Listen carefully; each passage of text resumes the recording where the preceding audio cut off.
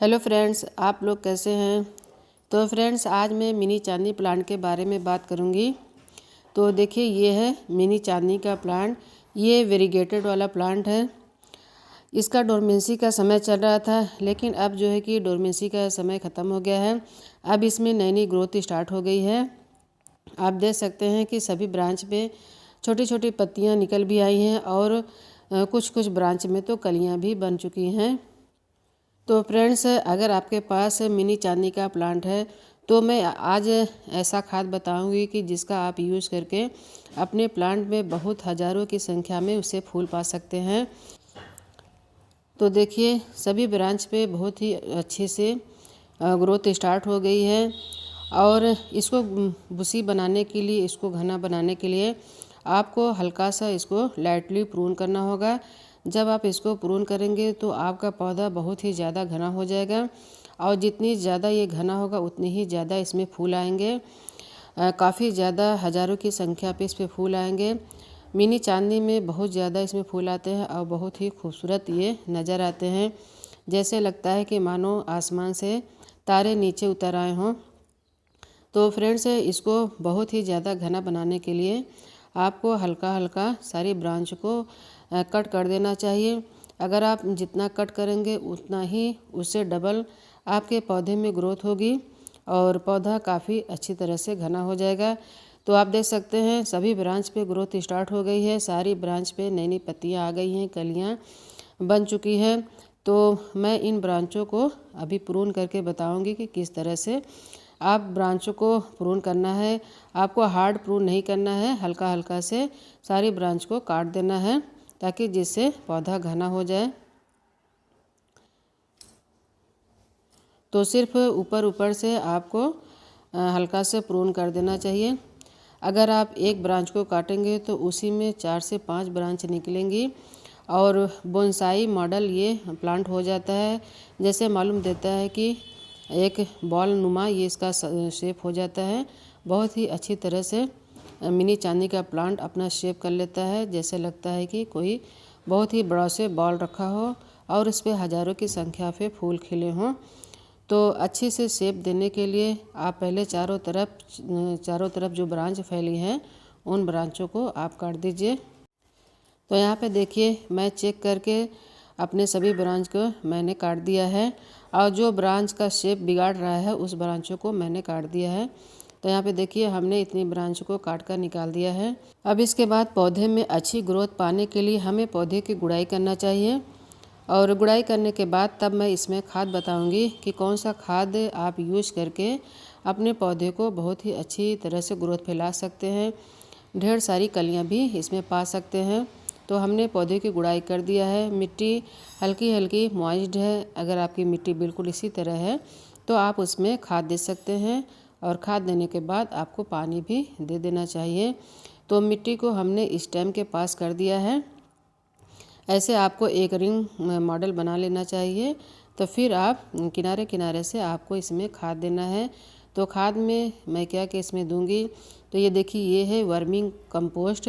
आपके पास अगर गोबर की खाद है तो आप उसको भी ले सकते हैं, या तो फिर वर्मिंग खाद भी आप ले सकते हैं। तो पॉट के साइज़ के हिसाब से यहाँ पर 2 या 3 मुट्ठी वर्मिंग कंपोस्ट है। उसके बाद यहाँ पर 2 चम्मच नीम की खली लिया है। नीम की खली दोस्तों बहुत ज़्यादा ज़रूरी है। और 1 चम्मच बोन मील लिया है। बोन मील पौधे की ग्रोथ को स्ट्रांग करता है।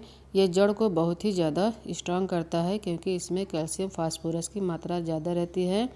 और 1 चम्मच यहाँ पर एप्सम सॉल्ट है, यानी कि मैग्नीशियम सल्फेट है। ये पौधे में ग्रीनरी बहुत ही अच्छी तरह से बनाता है। अब इसके बाद 1 चम्मच फंगिसाइड लिया है। अब मैं इन सभी खादों को खूब अच्छी तरह से मिला दूंगी। फंगिसाइड, अगर पौधे में किसी भी तरह की कोई फंगस लगा होगा तो वो ख़त्म हो जाएगा। तो सभी खादों को खूब अच्छी तरह से आपको मिला देना है। मिलाने के बाद तभी आप अपने मिट्टी में दे सकते हैं। तो देखिए, हमने अच्छी तरह से मिला दिया है। अब किनारे किनारे अपने खाद को मैं इस तरह से दे दूंगी। खाद को चारों तरफ इस तरह से आपको देकर उस पर मिट्टी का एक लेयर लगा देना होगा। इसके बाद इसमें मैं डीएपी के कुछ दाने मिला रही हूँ।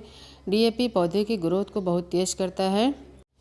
डीएपी में दोस्तों नाइट्रोजन, फास्फोरस और पोटास की मात्रा बहुत ज़्यादा रहती है, जिससे कि पौधे की ग्रोथ को ये स्ट्रॉन्ग करता है और पौधे में फ्लावरिंग बहुत ही अच्छी होने लगती है। इसके बाद खाद देने के बाद आपको मिट्टी से इस तरह से ढक देना होगा। चारों तरफ से आपको मिट्टी से ढकने के बाद अब आपको इसमें पानी दे देना होगा। तो दोस्तों यहाँ पे देखिए हमने खूब अच्छी तरह से मिट्टी से ढक दिया है। अब मैं इसमें पानी दूंगी। तो यहाँ पे देखिए मैं पानी दे रही हूँ। आप जब भी पौधे में पानी दीजिए तो पॉट को भर कर दीजिए, ताकि पूरी जो ऊपर से नीचे की मिट्टी है अच्छी तरह से भीग जाए। और जब जड़ में नमी रहती है तभी उसमें अच्छी सी ग्रोथ होती है। तो पानी देने के बाद आप अपने पौधे को फुल सनलाइट में रख सकते हैं। उसके बाद इंसेक्ट्स से बचने के लिए जब नई नई ग्रोथ होती है तो उनमें कीड़ों का अटैक ज़्यादा होता है। तो यहाँ पर 1 लीटर पानी ले लिया है, उसमें आधा चम्मच फंगिसाइड मिला लिया है। अब इसको खूब अच्छी तरह से मिलाकर आप अपने पौधे में स्प्रे कर सकते हैं। तो देखिए हमने खूब अच्छी तरह से मिला लिया है, ताकि पानी में खूब जो पाउडर है पूरी तरह से घुल जाए। खूब अच्छी तरह से स्प्रे आपको कर देना है, ताकि जिसमें नई नई ग्रोथ हो रही है उसमें किसी भी तरह का कोई इंसेक्ट का अटैक ना हो और ग्रोथ बहुत ही अच्छी तरीके से होने लगे। पौधा भी बहुत जल्दी से घना और बुशी हो जाएगा। मिनी चांदनी के पौधे को इस टाइम आपको पूरे दिन भर की धूप में रखना होगा, और शेड एरिया में आप बिल्कुल अगर रख देंगे तो ये अच्छी तरह से फूल नहीं देता है। और इसकी मिट्टी आपको बिल्कुल वेल ड्रेन बनाना चाहिए। तो इस टाइम आप मिनी चांदनी के पौधे की इस तरह से केयर करेंगे तो आने वाले गर्मी के मौसम में बहुत ही ज़्यादा फूलों की बारिश होगी। तो फ्रेंड्स, मिनी चांदनी के बारे में ये छोटी सी जानकारी थी। अगर आप लोगों को जानकारी अच्छी लगी होगी तो इसे लाइक शेयर कमेंट करिएगा, मेरे चैनल को सब्सक्राइब करिएगा। तो फ्रेंड्स, मैंने स्टेप बाय स्टेप बता दिया है मिनी चांदनी के बारे में। अगर आपके मन में किसी भी तरह का कन्फ्यूजन है तो आप कमेंट के थ्रू मुझसे बात कर सकते हैं।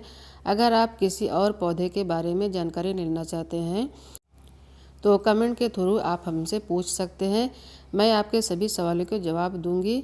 तो बस दोस्तों, आज के लिए इतना ही। तब तक के लिए थैंक यू।